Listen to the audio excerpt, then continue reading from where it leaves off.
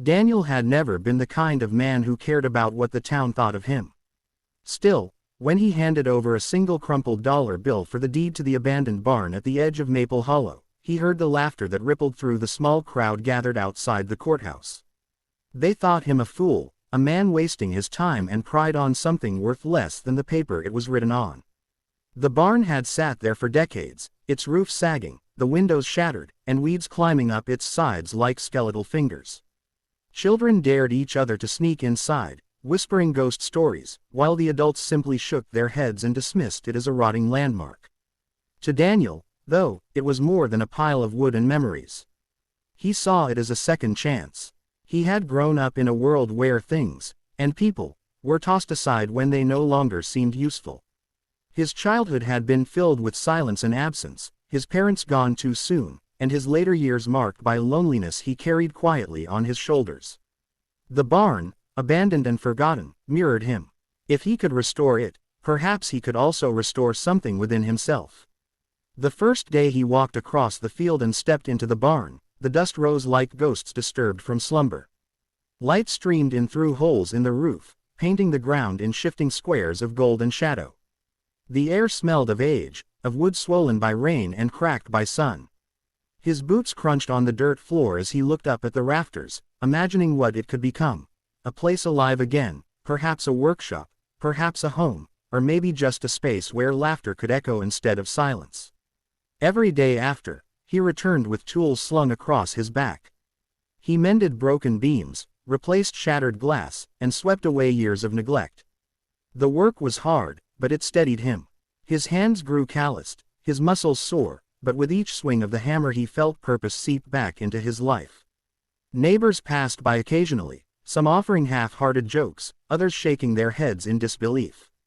He ignored them all. It was on one of those long afternoons, when the sun was beginning to dip and streak the sky with pink and orange, that Clara appeared.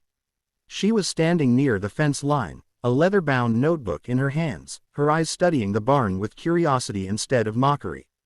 Daniel noticed her only when she called out softly, "You've put new boards on the east wall." Startled, he wiped the sweat from his brow and looked at her more closely. She was younger than him by a few years, her hair pulled back carelessly, strands slipping loose in the breeze. She walked with a confidence that suggested she wasn't afraid of the barn's reputation, nor of the man who labored inside it. Trying to keep it from collapsing, he answered, his voice rough from disuse. Clara stepped closer, her boots crunching in the grass. Most people would have let it fall. They say it's cursed. But you see something different. She tilted her head, studying him as though he was as much a mystery as the building itself. Daniel felt the corner of his mouth twitch, almost a smile. "I guess I've had enough of giving up on things." Over the days that followed, Clara came often. She told him she was a historian, someone who collected stories of forgotten places, the kind of tales people abandoned just as they had abandoned the barn. She was fascinated by his determination, by the way he treated each beam and board as if it mattered. Where others mocked, she encouraged. Sometimes she brought him lemonade, other times she simply sat on an overturned bucket, scribbling notes in her book while he worked. At first, Daniel found her presence unsettling. He had grown used to solitude, to silence as his only companion. But slowly, her laughter began to fill the empty corners of the barn. Her questions pushed him to share fragments of himself he hadn't spoken of in years. One evening, as the sun spilled golden light through the gaps in the roof, she said softly, "You remind me of the barn, you know. Weathered, quiet, but worth saving." The words struck him deeper than he let on. He glanced at her, saw the sincerity in her eyes, and for the first time in a long while, he let himself smile fully. The sound of her laughter that followed was like a crack in the walls he had built around his heart. As the barn slowly transformed, so did their bond. The structure gained new strength, its broken pieces mended, its weary frame lifted.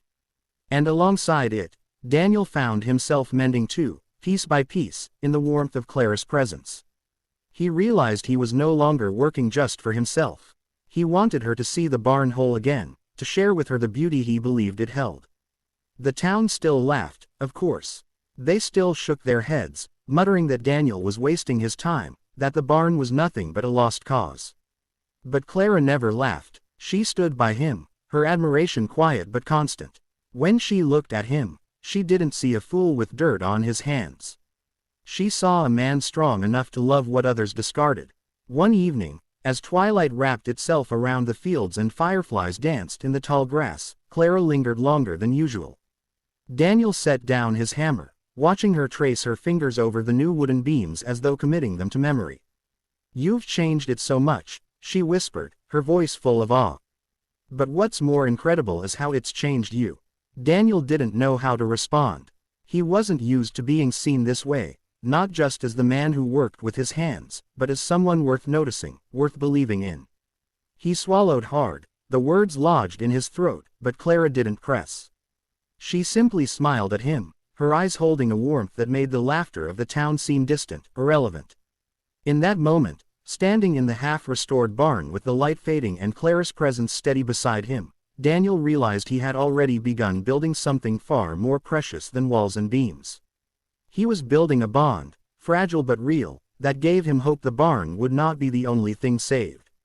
The storm rolled in faster than anyone expected. The sky grew heavy with bruised clouds, the kind that pressed low against the earth as though they wanted to swallow it whole. Daniel had been working late in the barn, hammering nails into a new support beam when the first crack of thunder split the silence. Rain lashed against the roof, seeping through the gaps where the boards had not yet been replaced. He thought of leaving, but something inside him urged him to stay, to finish what he had started. Clara had promised she would stop by after visiting the library in town, and though he told himself he wasn't waiting for her, part of him was. By the time her footsteps splashed across the muddy ground and she appeared in the doorway, her hair damp from the rain, Daniel felt a strange relief. She laughed softly, breathless from running. "Of all the nights to be here, you chose this one." Daniel gave her a half-smile. "Storm won't fix itself, and neither will this barn." They worked side by side for a while, their movements illuminated by flashes of lightning through the cracks in the walls. The storm outside was violent, but inside the barn there was a strange sense of safety, as though the walls themselves were shielding them. When the thunder rumbled too close, Clara would flinch, and Daniel found himself pausing just long enough to reassure her with a quiet glance. It was later, when he went to secure the cellar door from rattling, that everything changed. The wood groaned under his hands, and with Clara's lantern casting its warm glow, he pushed the door open and descended the narrow steps. The air grew cooler, damp with the smell of stone and earth. At first he thought he was imagining things, the shapes glinting faintly at the edge of the light, but when he crouched and brushed the dirt away, his chest tightened. Chains, rusted, heavy, and fastened into the stone walls. Clara gasped behind him, nearly dropping the lantern. She stepped closer, her face pale, her voice trembling. What were these for? Daniel didn't answer right away.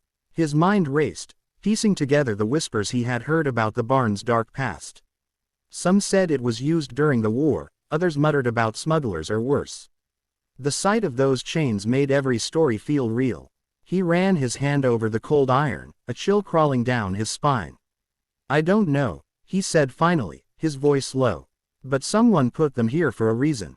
Clara hugged her notebook against her chest as though it could protect her. The storm roared above them, water dripping down the walls, but neither of them moved. The chains were more than relics. They were echoes of something cruel, something meant to bind and break. Daniel felt anger rising in him, not just at whoever had left them there, but at the world that let such pain exist. He turned to Clara, half expecting her to flee, to decide the barn was cursed after all. But instead, she lifted her chin, her eyes steady despite the fear trembling in her hands. "We need to know the truth," she said. "This place matters. Its story matters. And if you're going to restore it, you deserve to know what really happened here." The storm raged through the night, and together they pored over old records Clara had brought with her. She spread them out on a workbench upstairs, papers fluttering in the wind that slipped through the cracks. Names, dates, half-forgotten documents. Slowly, a picture began to form. The barn had once been used as a holding place during desperate times, captives kept in the basement, some prisoners of war, others victims of greed and betrayal. The chains were part of that grim history, a reminder of human cruelty. Daniel stared at the records until the letters blurred. So this place wasn't just abandoned. It was abandoned because people wanted to forget what happened here. Clara reached out, her hand resting lightly on his arm. Maybe, but forgetting doesn't heal anything. You've been rebuilding the barn's walls, Daniel. Maybe this is part of rebuilding too, facing its truth instead of burying it. Her words struck something deep inside him. He thought of his own life, the way he had tried to bury his past, his loneliness, his grief. He realized then that Clara was right. Healing didn't come from hiding scars, but from acknowledging them. As dawn broke, the storm easing into silence, Daniel walked back into the cellar with Clara at his side. They stood before the chains together, the early light spilling across the rusted iron. For the first time, Daniel didn't just see decay. He saw resilience, the fact that despite everything, the barn still stood, and now it held within it the possibility of redemption. Clara's hand brushed against his as she whispered, "You're not alone in this. We'll uncover its story together." That small gesture, that quiet promise, filled Daniel with something he hadn't felt in years: hope. The barn's history was no longer just his burden to carry. It was theirs, and as he looked at Clara, he realized the laughter of the townsfolk no longer mattered. Let them laugh. What he had found in the darkness of the basement was more than chains and sorrow. He had found someone who believed in him, someone willing to face the shadows by his side. In the weeks that followed, they worked not only on restoring the barn but on uncovering its past. Clara's research filled her notebook with stories of hardship and survival, while Daniel's hands continued to repair the structure beam by beam. Together they turned the cellar into a place of remembrance rather than fear, the chains displayed not as symbols of pain but as reminders of resilience. And in the process, Daniel discovered that love could be built the same way as walls and beams, slowly, patiently, with trust and care. Clara's presence softened the silence of his days, her laughter weaving itself into the rhythm of his work. He began to see the barn not just as a second chance for himself, but as the beginning of something greater. One evening, as the sun sank behind the hills and painted the barn in shades of gold, Clara leaned against a post, watching him with a quiet smile. "They don't laugh so much anymore," she said. Daniel looked at her, then at the barn glowing in the light. "Let them laugh if they want. They don't know what we found here." Her eyes met his, steady and warm, and in that moment Daniel realized the truth. What they had found in the basement wasn't just chains, wasn't just a story of darkness. It was the bond that had grown between them, unshakable and real, forged in the act of facing shadows together.